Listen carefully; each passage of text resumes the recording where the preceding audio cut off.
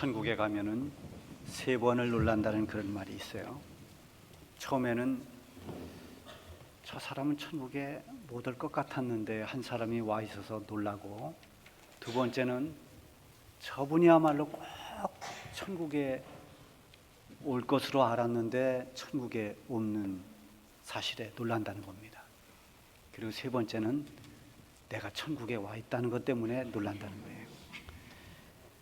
물론 이게 만들어낸 얘기입니다마는 정말 누가 구원받을 수 있는 진정한 믿음을 가졌는지를 알기가 쉽지 않다는 것입니다. 입으로만 주여 주여 한다고 해서 구원받는 것은 결코 아닙니다. 정말 그 사람이 진정한 믿음이 있는가, 이걸 가늠하기가 쉽지 않습니다. 함께 교회를 다니고 있지만 과연 그에게 구원을 받을 만한 믿음이 있는가를 사람이 판단하기는 매우 어렵습니다.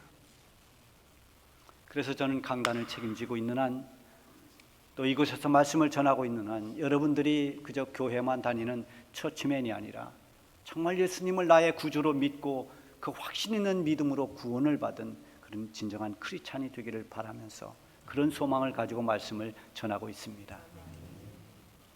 우리가 복음을 듣고 믿음으로 살다가도 때로는 하나님 앞에 설 그때까지의 그 여정에는 많은 시험이 따라옵니다. 생각하지 못했던 여러 가지 고난과 역경이 닥쳐오기도 합니다.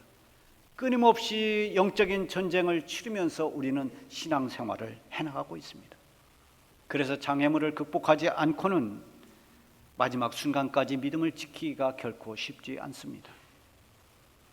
어릴 때 교회 안에서 잘 자랐고 믿음으로 성장하는 것 같다가도 언제부터인가 교회를 떠나고, 심지어는 교회를 비방하고 대적하는 이런 안티 크리스찬이 되는 경우도 가끔씩 볼 수 있습니다.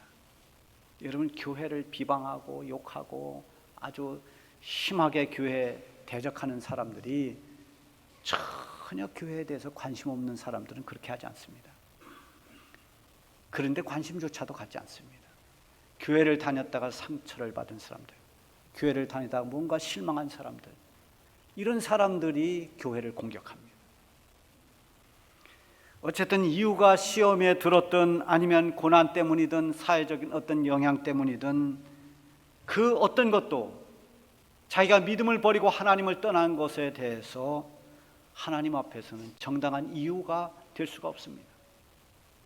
만약에 그런 것이 다 이유가 된다면 예수님을 배신한 가룟 유다도 할 말이 있을 것입니다. 그 나름대로의 어떤 제가 생각하는 자기의 세계가 있었고 안타까운 사연이 그에게도 그 말을 들어보면 있을 겁니다. 오늘은 본문을 두 곳을 읽었습니다. 그 첫 번째는 아사 왕이 되었을 그 처음 그때를 기록한 것이고, 두 번째 읽은 것은 아사 왕이 마지막 이제 말년에 죽기 2년 전에 있었던 아사 왕의 그런 모습을 적은 것입니다. 그래서 아사 왕의 그 처음과 나중이 어떻게 달라졌는지를 대비하면서 보기 위함입니다.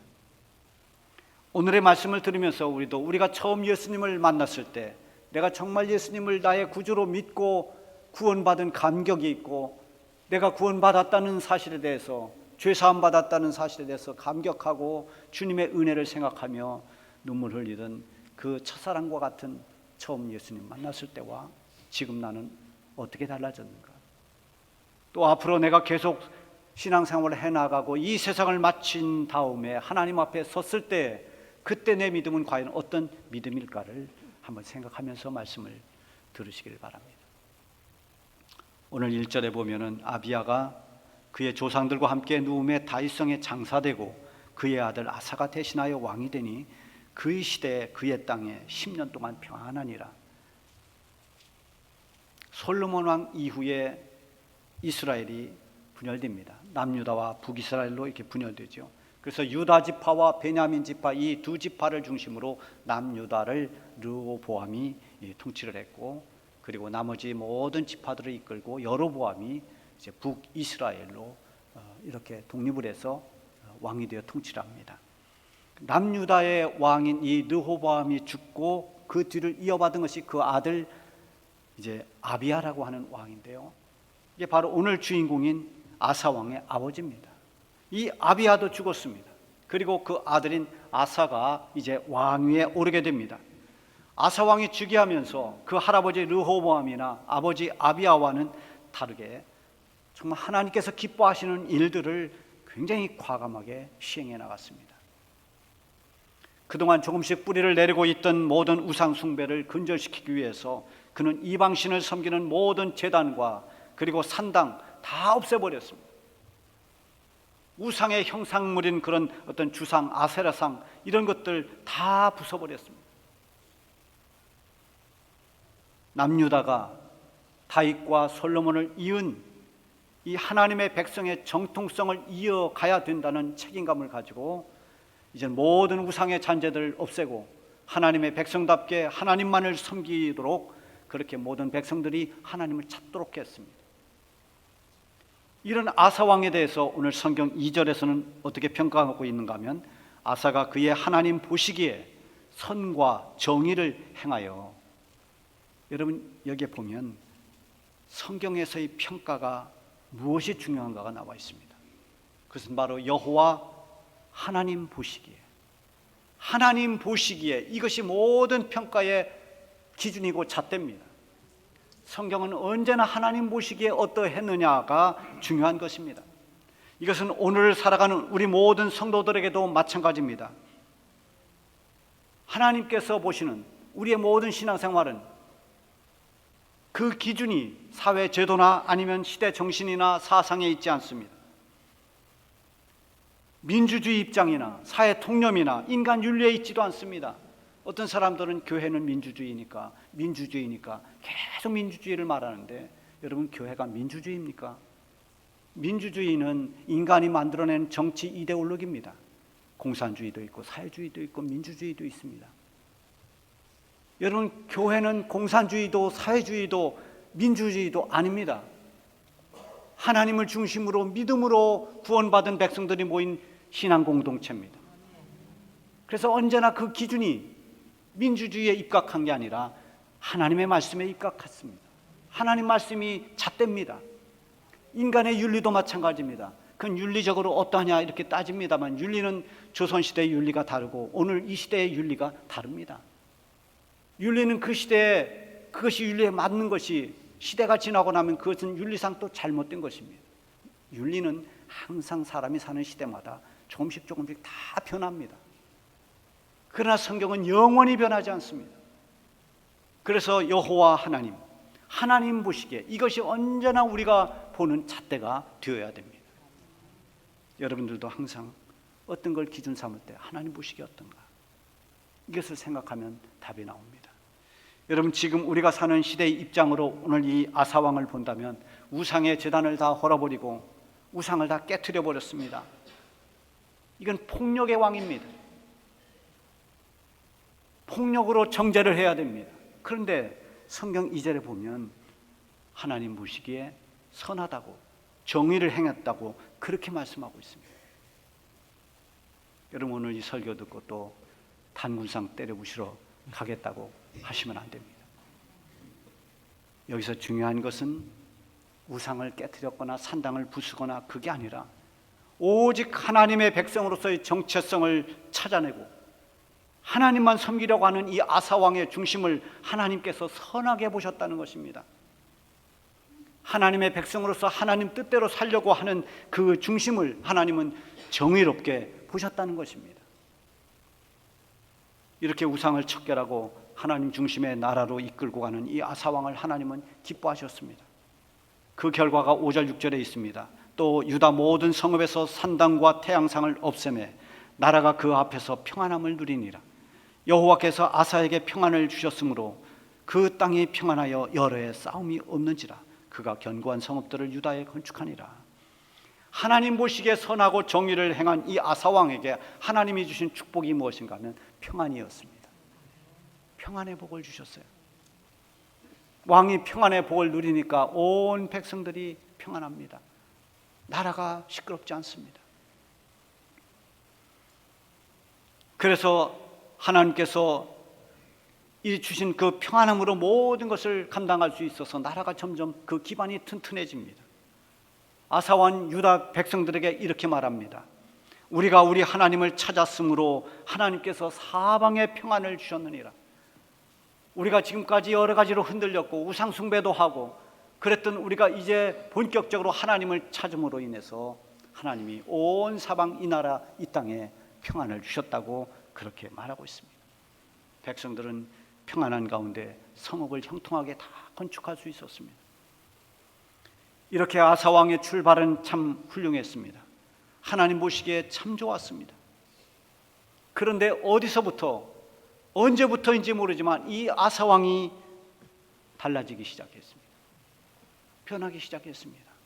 정확히 알 수는 없지만 죽음을 앞둔 말년에 그는 완전히 다른 모습이었습니다. 오늘 우리가 읽은 이 후반 본문은 아사왕 죽기 전 2년 전의 일입니다. 그때는 이미 하나님과 멀어졌습니다. 믿음을 지키지 못하고 믿음을 버렸습니다. 하나님 보시기에 선한 모습을 찾아볼 수가 없습니다. 12절에 보면은 16장 12절에 보면 아사가 왕이 된 지 39년에 그의 발이 병들어 매우 위독했으나 병이 있을 때 그가 여호와께 구하지 아니하고 의원들에게 구하였더라. 여러분 여기에 중요한 것은 의원들에게 구했다는 게 핵심이 아닙니다. 여호와께 구하지 아니했다는 것입니다. 여러분 이 일이 있기 전에 하나님의 선견자 하나니라고 하는 사람이 있는데 이 하나니가 아사왕을 찾아왔어요. 물론 자기 생각으로 찾아온 것은 아닐 겁니다. 하나님께서 감동을 주시고 아사왕을 찾아가도록 그렇게 감동을 받고 아마 찾아왔을 겁니다. 찾아와서 지적을 했습니다. 두 가지 전쟁의 예를 듭니다. 하나는 역대하 14장에 나오는 그런 구수 사람 세라라고 하는 사람이 군사 100만 명 또 병거 300대를 끌고 이제 쳐들어오는데요. 그때 아사왕이 이제 이 적들과 싸우기 위해서 전열을 가다듬고 있던 아사왕이 하나님께 부르짖어 기도해요.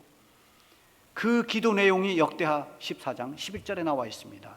여호와여, 힘이 강한 자와 약한 자 사이에는 주밖에 도와줄 리가 없사오니 우리 하나님 여호와여, 우리를 도우소서. 우리가 주를 의지하오며 주의 이름을 의탁하옵고 이 많은 무리를 치러 왔나이다. 여호와여, 주는 우리 하나님이시오니 원하건대 사람이 주를 이기지 못하게 하소서. 이게 전쟁을 앞둔 아사왕의 기도입니다. 얼마나 철저히 하나님을 신뢰하고 하나님을 의지하고 있습니까? 하나님만이 우리를 도와줄 수 있는 분이라고 그렇게 고백하면서 하나님 저희들을 도와주십시오라고 기도합니다. 이 기도 후에 12절에 보면 그 결과가 나오는데 여호와께서 구수 사람들을 치시니 구수 사람들이 도망하는지라. 하나님께서 아사의 믿음을 보시고 이 군사 100만 명과 병거 300대를 이끌고 쳐들어온 구수 사람들을 다 물러가게 했습니다. 그리고 또 하나의 전쟁이 이제 16장 우리가 읽은 후반 16장 초반에 나오는데요. 북이스라엘 왕이 바로 바사라고 하는 이스라엘 왕이에요. 북이스라엘과 남유다는 한 이스라엘 백성들이었는데 이제 분열되고 나서는 서로 싸웁니다. 북이스라엘 바사 왕이 쳐들어왔어요. 위기를 느껴서 그걸 막기 위해서 이제 쳐들어온 겁니다. 그때 지금 아사 왕이 어떻게 했는가? 그때는 하나님께 기도하지 않았습니다. 하나님께 도움을 구하지 않습니다. 그리고 아람 왕 베나닷을 찾아갑니다. 이 아람 왕을 찾아갈 때 금과 은, 이런 금은 보화를 잔뜩 가지고 가서 그것을 선물해 주면서 우리를 도와달라. 이번 전쟁에 아람이 개입해달라. 이렇게 요청을 했습니다. 그래서 아람 왕이 이제 군사들이 끌고 지원을 받아서 위기를 모면했습니다마는 그 위기를 모면한 것이 다행이 아니라 영적으로 보면 이 지금 아사 왕에게는 굉장히 불행입니다. 이때 뭔가를 좀 깨달아야 되는데 깨닫지를 못합니다. 사람의 힘, 재력의 힘을 의지하는 이 아사 왕이 그래도 된다는 착각을 하게 만들었습니다. 하나님에 대한 자신의 신앙이 지금 적신호가 들어왔다는 것을 감지하지 못했습니다. 이 일이 있은 뒤에 선견자 하나니가 찾아온 겁니다. 그래서 그렇게 말합니다. 전에는 왕이 여호와 하나님만을 의지하더니 어찌 왕이 하나님이신 여호와를 의지하지 않고 아람 왕을 의지했습니까? 이런 책망입니다. 왕의 이 망령된 행함으로 인해서 이후부터 왕에게 전쟁이 있을 거라고 예고합니다. 그러나 아사 왕은 그 말을 듣고도 회개하지 않았습니다. 이미 마음이 굳어버렸습니다. 선견자를 통해서 들려진 하나님의 말씀을 전해 듣고도 돌이킬 기회를 얻었지만 오히려 선견자를 감옥에 가둬버렸습니다. 그리고 백성들을 학대했습니다. 그의 마음이 얼마나 강팍해졌는지를 우리가 짐작할 수 있습니다. 그가 병이 들어서 매우 위독하게 되었을 그때에도 그는 하나님을 찾지 않았습니다. 그때라도 자신과 하나님 앞에서 자신이 하나님 앞에서 기도하면서 내가 그동안 하나님을 멀리했습니다. 내 믿음이 타락했습니다. 하나님 저를 도와주십시오. 하나님이 이 나의 병을 통해서 나에게 사인을 주신 것을 제가 깨닫게 해주십시오. 이렇게 좋은 절호의 기회였습니다. 그러나 그는 하나님께 기도하지 않았습니다. 자기를 고쳐줄 의원들만 찾아다녔다고 했습니다. 얼마나 안타까운 일입니까? 이렇게 병으로 고통받다가 2년 뒤에 세상을 떠났습니다. 선견자 하나니를 통해서 하나님께서 아사 왕을 깨우쳐 주셨고 회복할 수 있는 기회를 주셨음에도 불구하고 이 아사 왕의 강팍함은 꺾이지 않은 채 하나님이 주신 기회를 외면하고 세상을 마쳤습니다. 여러분, 이런 일들을 보면서 우리가 이 세상을 떠날 때 어떤 모습일까? 나중에 과연 우리에게 우리 마음대로 할 수 있는 시간이 우리에게 있는 것일까? 전도를 하다 보면 어떤 분들은 그렇게 말합니다. 나중에 내가 좀 시간적 여유가 있을 때 그때 내가 믿겠습니다. 지금 바쁘고 정신없어서 이런 때가 좀 지나거든, 한가하거든. 쉽게 말하면 좀 인생의 분주함이 끝나고 노년이 되면 그때 내가 교회도 나가고 믿겠습니다. 이렇게 말하는 분이 있습니다마는 과연 그것이 그렇게 될까요? 믿음으로 살아가는 사람들 가운데서도 나이가 들고 노년이 되면 열정이 식어버리고 의욕도 떨어져서 신앙생활마저도 귀찮게 여기는 경우가 생겨납니다. 그래서 저는 은퇴하신 분들, 나이가 많으신 분들 그냥 사이드에서 그냥 교회 와서 위로나 받고 이렇게 생각하지 말고 마지막 때 더 하나님 앞에 기도하고 더 신앙으로 무장하고 하나님과 가까이 지내면서 하나님께 갈 때가 가까울수록 하나님과 더 가까워져야 됩니다. 그래서 은퇴한 분들이 뭘 해도 좀 하도록 이렇게 제가 배려를 하고 또 그렇게 하고 있습니다. 나중에 늙으면 잘 믿겠다는 그 말은 착각하는 말입니다. 늙고 병들면 잘하던 것도 유지하기가 쉽지 않습니다. 믿음을 붙잡고 가던 것도 놓칠 수도 있습니다. 그래서 시편 기자는 이렇게 기도합니다. 시편 71편 9절에 보면은 늙을 때에 나를 버리지 마시며 내 힘이 쇠약할 때에 나를 떠나지 마소서. 시편 71편 18절에는 하나님이여 내가 늙어 백발이 될 때에도 나를 버리지 마시며 내가 주의 힘을 후대에 전하고 주의 능력을 장래의 모든 사람들에게 전하기까지 나를 버리지 마소서. 아사 왕이 젊었을 때는 하나님 중심으로 살려고 애를 썼습니다. 그러나 세월이 지나면서 점점 하나님을 향한 믿음의 열정이 식어지고 하나님만 의지하던 손을 놓아버렸습니다. 동시에 하나님이 아닌 세상의 힘과 권력을 의지하고 세상 방법에 매달렸습니다. 하나님께서 안타까움으로 그를 책망도 하시고 사인도 주시고 돌이킬 수 있는 기회도 주셨지만 자기의 고집과 무뎌진 그런 영성으로 인해서 그는 끝내 자기 방법으로 살다가 세상을 끝냈습니다. 우리는 결코 이 아사왕과 같은 전철을 밟지 않아야 됩니다. 믿음이 식어지고 하나님과 멀어질 때 다시 재결단하고 회복할 수 있도록 지금의 내 믿음을 돌아보아야 됩니다. 이럴 때 자기의 믿음의 점검을 하지 못하면 마음은 점점 굳어지고 영적으로 점점 무력해지는 것입니다. 나를 구원해 주신 하나님의 은혜에 감격하던 그 감동이 차갑게 식어지지는 않았는지, 고단하고 힘들어도 기쁨으로 일하던 그 열정이 식지는 않았는지, 무슨 일을 하든지 하나님 뜻대로 살려고 하는 그런 믿음이 어느새 세상적 방법과 세상적 사고방식에 매여서 그렇게 살고 있지는 않은지를 돌아봐야 됩니다. 하나님을 향한 사모함이 없어지고 봉사와 섬김에 무관심해지고 전도에 입을 굳게 닫아버리고 기도와 찬양이 생활 속에 없어지고 주님으로 말미암은 기쁨과 감사가 없다면 그건 분명히 내 믿음의 적신호가 들어온 것입니다. 더 무디고 굳어지기 전에 반드시 회복이 필요한 것입니다. 내일부터 시작되는 특별 새벽기도와 또 그 다음 주에 있는 부흥성회가 이번에 우리 자신의 믿음을 점검하고 회복할 수 있는 은혜가 되기를 바랍니다. 성령님께서 우리를 도와주실 것입니다. 이번에 치유와 회복의 은혜가 있을 것입니다. 우리는 연약한 존재라서 신앙생활의 여정에서 흔들릴 수 있습니다. 때로는 넘어질 때도 있습니다. 그러나 그때마다 하나님은 우리를 일어나도록 도와주십니다. 약해진 자리에서, 넘어진 자리에서 일어나려고 몸부림만 치면 하나님은 연약한 우리 손을 강한 팔로 붙들어 일으켜 세워주십니다. 아사왕은 처음에 그렇게 하나님 마음에 들도록 하나님 뜻대로 살았지만 언제부터인지 서서히 흔들리고 넘어져서 곁길로 가고 말았습니다. 선견자를 통해서 깨우칠 수 있는 기회를 주셨지만 끝내 세상 방법만 따라가고 하나님 손을 거절하고 말았습니다. 끝내 믿음을 지켜내지 못했습니다. 우리가 부르는 490장 세상 풍조는 날마다 변하여도 나는 내 믿음 지키리니. 여러분, 우리가 살고 있는 이 세상의 풍조는 점점 더 거센 파도처럼 그렇게 밀려올 것입니다. 우리의 믿음을 흔들 것입니다.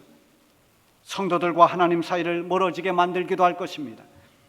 하나님의 말씀과 하나님 뜻보다는 세상의 논리와 가치가 잣대가 돼서 성도들의 신앙을 서서히 무너뜨리는 이런 사단의 역사도 있을 것입니다.